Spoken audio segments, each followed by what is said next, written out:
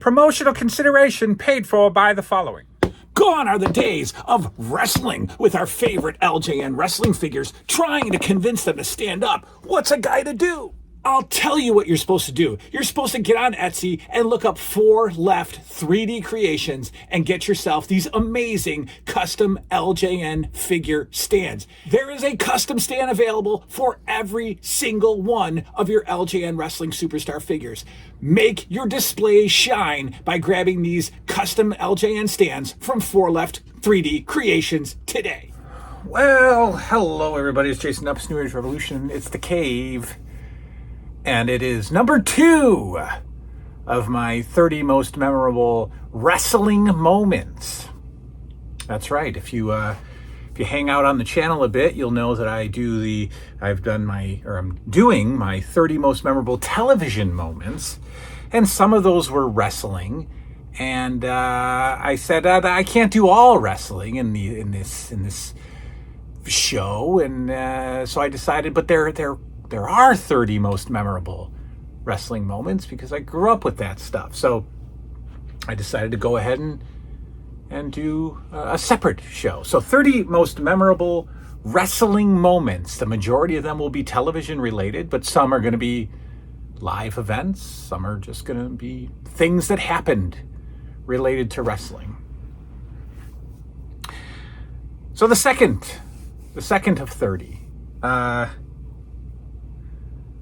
I actually changed my mind as I was sitting here, because when I said most of them are going to be TV related, but some of them are going to be things that just were associated with wrestling.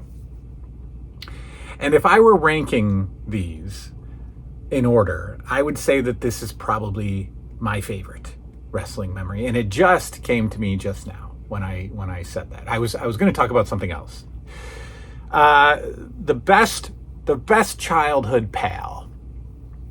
His first name is Howie. I'm not going to expose him by telling you his last name, but Howie and I met at St. Pius Catholic school back in like 2nd grade, and I don't remember how we connected over wrestling, but we did. And he was a much bigger G.I. Joe fan than I was. In fact, I think he was a G.I. Joe fan before LJNs even existed. And so he had an incredible G.I. Joe collection. But I digress. We became best pals, and in the 80s, as in I guess any generation, best pals usually resulted in sleepovers and get-togethers.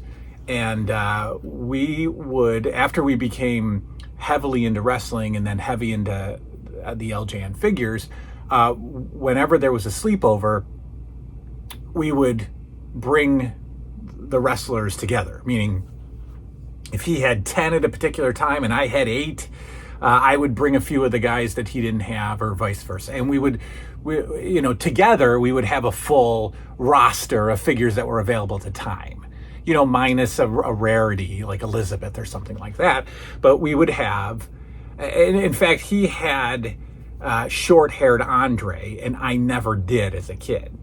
So what we would do is I would carry all of my figures in the ring over to his house, and we would just play wrestling. And one thing that we created together was a game, and I don't even know if he watches this. I don't think he does, but was a game that was called Battle Royal Pick a Winner. Okay, Battle Royal Pick a Winner. So that meant that we took 10 wrestlers and we had a battle royal, and the other person would watch the battle royal and have a winner chosen in their mind. And if that person got eliminated, that was my guy. All right, pick a new one. There's 5 guys left. Pick a new one, and you would see if your guy won. And it was so fun. I mean, really fun that we look for, and that just speaks a lot about childhood. There's nothing to gain. There's no prize to win, but you are genuinely excited to see if your mental pick won a battle royal. And then we would get, as we got a little bit older with it, or maybe even a little bit bored of it, we would mess with the other guy. Like, we'd have a battle royal and, we'd have George Steele win. And the other guy's like, really? George Steele? But then we'd reverse it and I'd end up picking like, George Steele and you get it, right? Battle royal pick a winner was something that we did. And it was so fun. In fact, when we saw each other in our 30s, I think he's in California, but he came to town and we hung out. And now we're adults hanging out. So, we're drinking lots of beers, and we're coming back here to my house. And I kid you not, and I'm very proud of this, we played Battle Royal Pick a Winner. We played drunk Battle Royal Pick a Winner. And got to say goodbye to the LJNs as adults. Same best friend, same kid, same Howie. We would sit. So sometimes the classes would join for like a movie, right? So at St. Pius, there was 2 5th grades, 2 4th grades, 2 3rd grades. And sometimes if we were going to hang out or have a party, they would join the 2 classrooms and you would sit 2 to a desk, which just seems physically impossible nowadays. Like I can't imagine 2 people sitting in these little desks. But we would partner up in the desks, and they'd be playing Flubber or Herbie the Love Bug or something. And Howie and I would be writing supercards for our figures. So we would always get, whenever we were together in the classroom, we would write out a card that we were each going to have that night with our figures. That's a huge ingrained memory. Another Howie memory is sleepovers always got their own supercard. Aside from Battle Royal Pick a Winner, sleepovers got supercards. And we would talk for hours on the phone planning a supercard that probably didn't have anything to do with where our federations were at the time, right? But it would just be this amazing supercard. We would also make our own LJN WWF magazines. And what we would do is we'd make 2 magazines because, again, we are 2 individual people who have 2 separate federations, right? So you can't make a joint magazine. So we would have to make 2 separate magazines. And I don't know why he would do this or agree to it, but again, 8, 9 years old, 10 years old, you don't care about this stuff. But we would actually cut up his WWF magazines. I'm sure if his parents knew, they'd freak out, right? Like I would do today if my kid was cutting up his stuff in his room. But we would cut up WWF magazines and make our own magazines. And the cover of WWF WWF magazine is very, back then it was the WWF in the corner and then the guy on the cover, and then all the stories were listed on the side. And we would replicate that. But we would replicate it with half writing and then half pictures that were cut out of magazines. And, you can really make a 4 or 5 page magazine and pretty much call it a day, but we would do that and just destroy his WWF magazines, just cut them to shreds. He is a kind of person that saved so much stuff. He had one house as a kid, which I'm always envious of, people who grew up in one house. He saved all sorts of stuff. I have never heard that he found any of our WWF magazines that we made for our figures. And when you watch my friend Collectors Entertainment Network, and if you don't watch Collectors Entertainment Network, go watch him. He actually has a book, a binder that he made when he was a kid that is filled with his supercards. It's filled with his the memories of when he purchased. So he has documented proof of when and where he purchased his figures as a kid. He would just write them down in this notebook as a kid, and he kept them.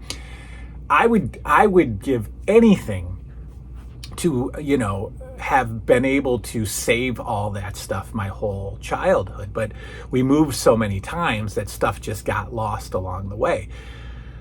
What else? What else with Howie?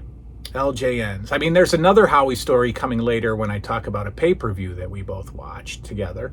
But I think that's, you know, that's probably my number one wrestling memory, is the times that we shared, bonding over the figures and just playing with the figures, just being kids, 9, 10-year-old kids, 11-year-old kids, 12-year-old kids even, sitting cross-legged on the floor, on a carpeted floor, you know, like in our 80s homes, playing with our LJN figures and just entertaining ourselves for hours.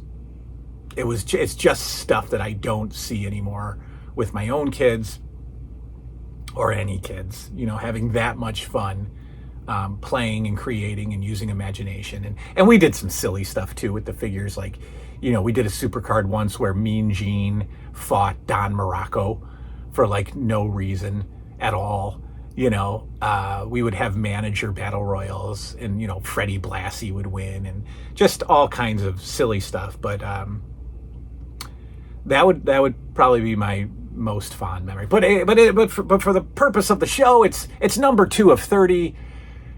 Number 2 of 30 wrestling memories, most memorable wrestling memories. The friendship with Howie in childhood, bonded completely over the LJNs, and all of the exciting stuff we did. We would just call each other and be like, what matches did you have today? Oh, I had a really good match between, you know, Orndorff and Steamboat. Oh, really? Who won? You know, those kind of conversations. Do they even exist with kids anymore? I don't know. But that's my number 2 out of 30 most memorable wrestling moments. Howie and the LJNs. All right, that is all. We'll go back to some scary stuff tomorrow. I think I'll probably either play Friday the 13th or Ghosts and Goblins, or if my kid will go to bed earlier tonight, I'm going to watch a movie, and we'll talk about that tomorrow. But we'll just, they're dailies. I'm here daily. You know, you got me daily. You got to deal with it. I'm sorry. We are 4 subscribers away, I think, or 5 from 4,000. And so we'll stop whatever we're doing when that happens and talk a little bit of a channel retrospective when we hit 4,000 subscribers, which is pretty awesome. All right, that is all. Good night now.